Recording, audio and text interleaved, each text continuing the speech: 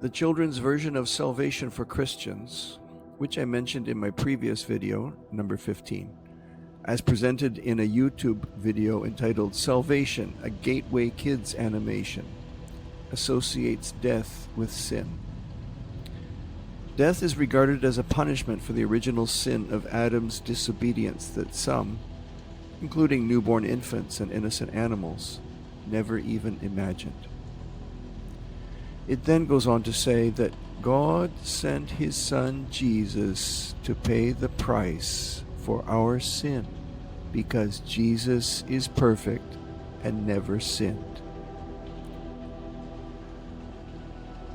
While most of the world's people are concerned to avoid shame and admit guilt only when they do wrong, if at all, the Christians of the West, where this doctrine of atonement was emphasized for over 1,000 years, live with a sense of inborn guilt that they struggle to reject.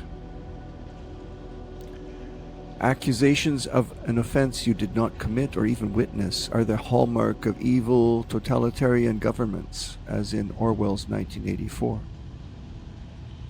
To attribute such an unjust accusation to God is itself an enormity. The Qur'an emphatically rejects it.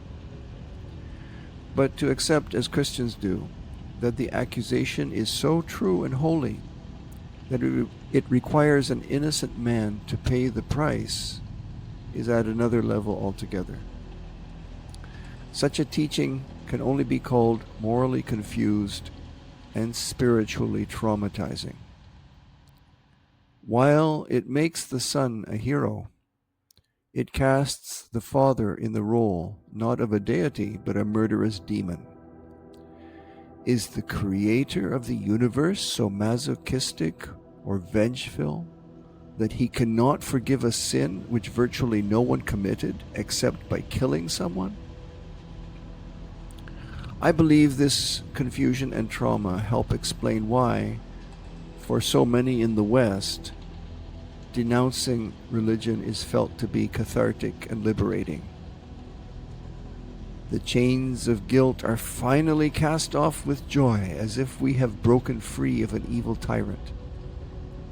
And the slogan of God is dead sounds like a victory celebration, a new beginning in a new age of enlightenment. Westerners, however, are still grappling with spiritual anxieties that they now express in secular terms. The guilt of environmental destruction, the iniquity of global climate change, the immorality of racism, genderism, speciesism, and isms yet to be imagined, the wickedness of waste, overconsumption, and modern lifestyles, and even the original sin of being human, like a virus on planet Earth. The dogmas are gone, but the guilt they injected into the culture lingers on. Of course, many of these issues do need to be addressed, but the sense of guilt that underlies them, when raised in the West, invests them with the righteous anger and intolerance typical of an inquisition, as in Greta Thunberg's "How dare you?"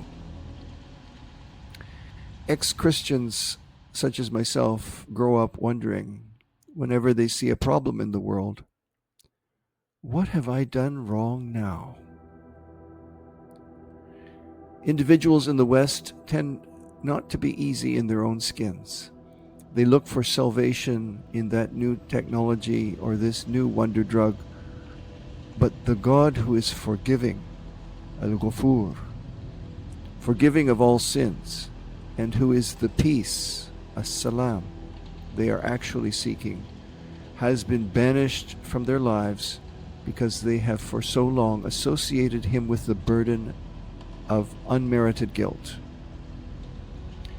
May God grant that we welcome him back into our lives as the just, the compassionate, and the truth we still love, but are looking for so far from him.